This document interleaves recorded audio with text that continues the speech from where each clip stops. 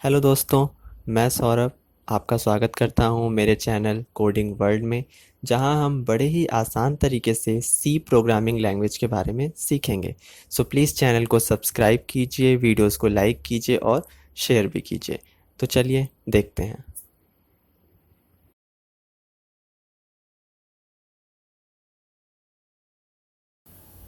Hello friends, तो आज हम पढ़ने वाले हैं राइटिंग आउटपुट डेटा के बारे में। तो आइए देखते हैं। Output data can be written from computer memory to the output device monitor using printf library function।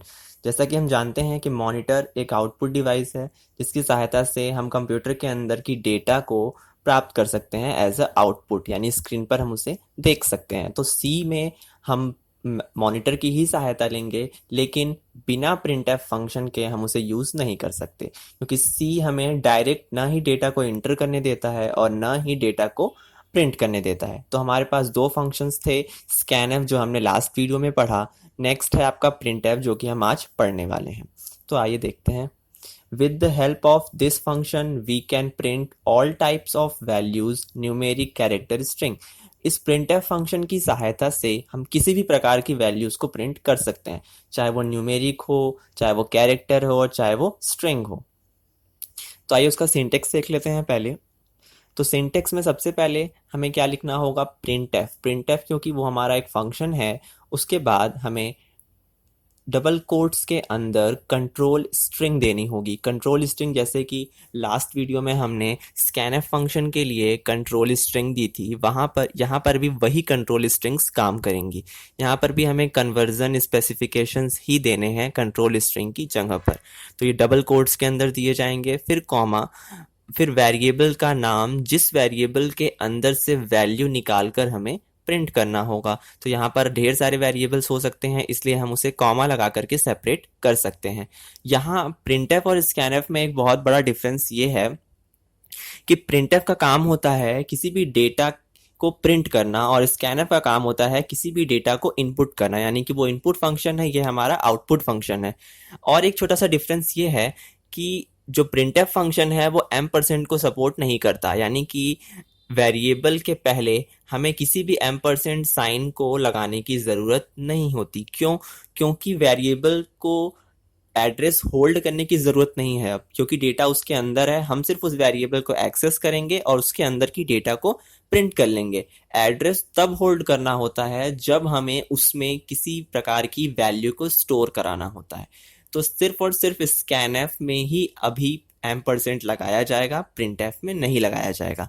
यहाँ पर सिर्फ हमें वेरिएबल्स के नाम दे देने हैं कि जिस वेरिएबल की डेटा हमें प्रिंट करनी है। तो कंट्रोल स्ट्रिंग की जगह कन्वर्जन स्पेसिफिकेशन दिए जाएंगे और वेरिएबल्स की जगह पर वेरिएबल्स का नाम दिया जाएगा, यानी कि जिसकी वैल्यू को हम प्रिंट करना चाहते हैं।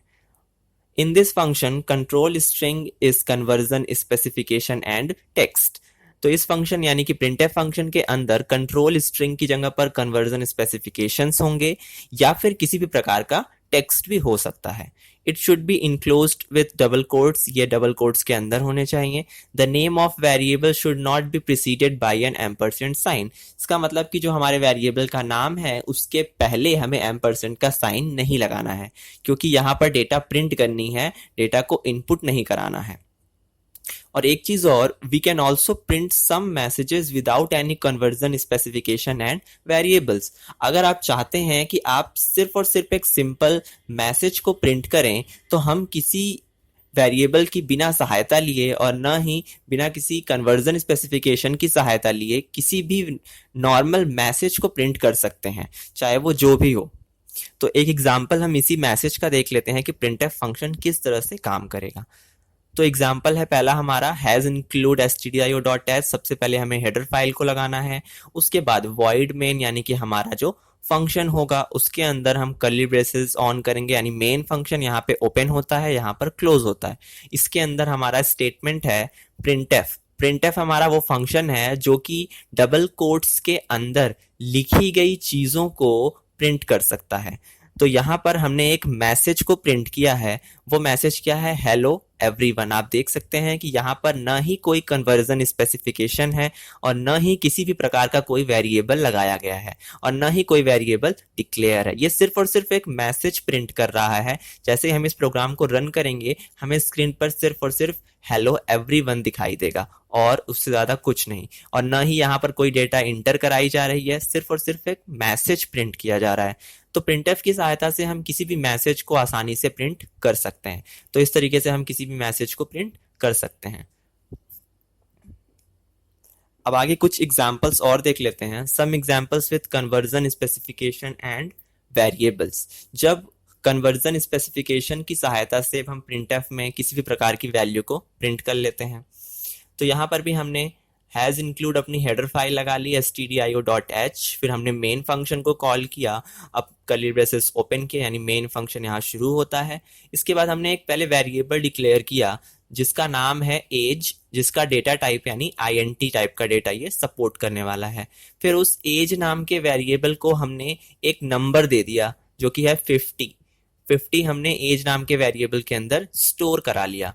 फिर हमने क्या किया? उसे प्रिंट किया। तो अब देख सकते हैं कि प्रिंटफ फंक्शन लग गया। उसके बाद डबल कोट्स के अंदर हमने कन्वर्जन स्पेसिफिकेशन %d लगाया। %d क्यों लगाया? क्योंकि एज नाम का जो वेरिएबल है उसका डेटा टाइप INT है, तो इसलिए हमें यहाँ पर कन्वर्जन स्पेसिफिकेशन %d लगाना पड़ा और डबल कोट्स के अंदर फिर कॉमा उस वेरिएबल का नाम जिस वेरिएबल के अंदर से डेटा को प्रिंट करना है। तो हमारे वेरिएबल का नाम क्या था? एज। तो एज नाम का जो वेरिएबल है उसके अंदर जो डेटा है वो कहाँ प्रिंट होगी? डबल कोट्स के अंदर, यानी कि %d के प्लेस पर एज नाम के वेरिएबल की डेटा को प्रिंट किया जाएगा। तो हमारे मैसेज जो प्रिंट होगा, यानी जो आंसर प्रिंट होगा इसका, वो आएगा हमारा 50, यानी कि एज नाम के वेरिएबल की डेटा %d के प्लेस पर प्रिंट कराई जा रही है।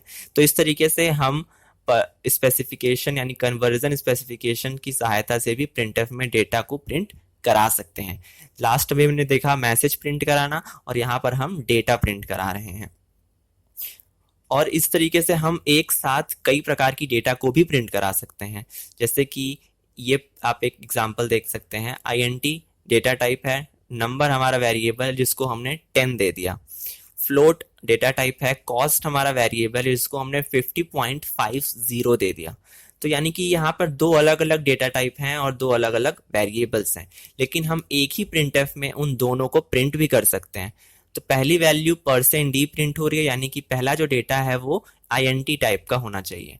दूसरा हमने लिखा है %f, यानी कि जो दूसरी वैल्यू है वो कॉस्ट नाम के वेरिएबल से प्रिंट की जाएगी।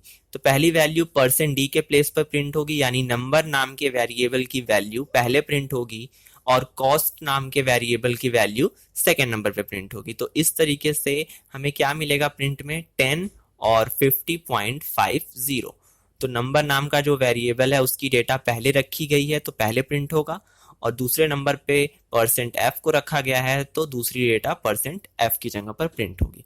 तो इस तरीके से हम एक ही प्रिंटफ की सहायता से अलग अलग प्रकार के डेटा को भी प्रिंट कर सकते हैं। तो इस तरीके से हम प्रिंटफ और स्कैनफ की सहायता से प्रोग्राम आगे वीडियोस में देखेंगे। एक छोटा सा टॉपिक और है, उसको भी देख लेते हैं।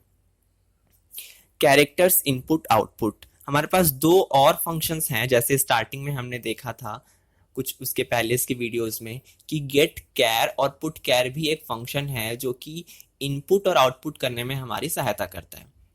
गेट कैर एक इनपुट फंक्शन है, पुट कैर एक आउटपुट फंक्शन है, लेकिन ये लोग स्कैनफ और प्रिंटफ की तरह काम नहीं करते। स्कैनफ और प्रिंटफ को %d यानी कन्वर्जन स्पेसिफिकेशंस की ज़रूरत होती है और ये अलग अलग प्रकार की डेटा को स्टोर भी कर सकते हैं और प्रिंट भी कर सकते हैं। लेकिन गेट कैर और पुट कैर फंक्शन सिर्फ और सिर्फ कैरेक्टर्स पे काम करने के लिए बनाए गए हैं, ये नंबर्स पे काम नहीं करते, और ये सिर्फ और सिर्फ एक सिंगल कैरेक्टर को एक समय पे इनपुट कर सकते हैं और एक समय पे प्रिंट कर सकते हैं।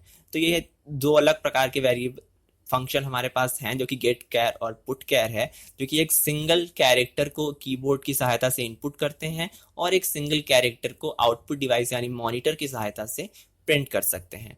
तो हम इनका भी एग्जाम्पल देख लेते हैं। हमारा हेडर फाइल, फिर वॉइड मेन फंक्शन लिखा जाएगा। उसके बाद अब हमें ये पता है कि गेट कैर सिर्फ एक इनपुट टाइप की डेटा यानी कि एक सिंगल डेटा को इनपुट कर सकता है और पुट कैर केवल एक सिंगल डेटा को प्रिंट कर सकता है। तो वो जो डेटा होगी वो एक सिंगल कैरेक्टर होनी चाहिए। इस वजह से यहाँ पर हम कैर नाम का डेटा टाइप डिक्लेयर कर रहे हैं। एक वेरिएबल है ch जिसका डेटा टाइप है कैर। उसके बाद हमने printf यानी कि एक मैसेज दिखाया यूजर को कि इंटर अ सिंगल कैरेक्टर। ये वो मैसेज है जो प्रोग्राम रन करते ही यूजर को दिखाया जाएगा ताकि यूजर को पता चले कि उसका काम क्या है। यूजर जैसे ही ये मैसेज देखेगा वो एक सिंगल कैरेक्टर को इंटर करेगा। तो यहाँ पर हमने नेक्स्ट लाइन में क्या लिखा कि ch नाम के वेरिएबल में यानी कि इसका जो आंसर यानी कि गेट कैर एक फंक्शन है जो आने वाली डेटा को एक ch नाम के वेरिएबल के अंदर स्टोर कराएगा। तो गेट कैर आने वाली डेटा को स्कैनफ कर रहा है क्योंकि ये इनपुट फंक्शन है और ये ch नाम के वेरिएबल को वो डेटा इनपुट करा रहा है। तो ch नाम के वेरिएबल के अंदर वो डेटा स्टोर हो जाएगी और उसके बाद पुट कैर जो कि एक कैरेक्टर को प्रिंट कर सकता है एक समय में, उस वैल्यूज को प्रिंट कर देगा। तो इस तरीके से हम गेट कैर और पुट कैर की सहायता से भी एक डेटा को एक समय पर इनपुट करा सकते हैं और एक डेटा को एक समय पर प्रिंट भी करा सकते हैं। तो ये एक छोटा सा एग्जांपल था गेट कैर और पुट कैर फंक्शन का, जो कि स्कैनफ और प्रिंटफ की तरह काम नहीं कर पाते। ये सिर्फ और सिर्फ कैरेक्टर्स पे काम करते हैं और जो हमारा स्कैनफ और प्रिंटफ फंक्शन है वो किसी भी प्रकार की वैल्यू को स्टोर कर सकता है। तो ये आज का वीडियो यहीं पर ख़त्म होता है। अगर आपको कोई भी प्रॉब्लम होती है तो आप कमेंट कर सकते हैं या हमें मेल कर सकते हैं।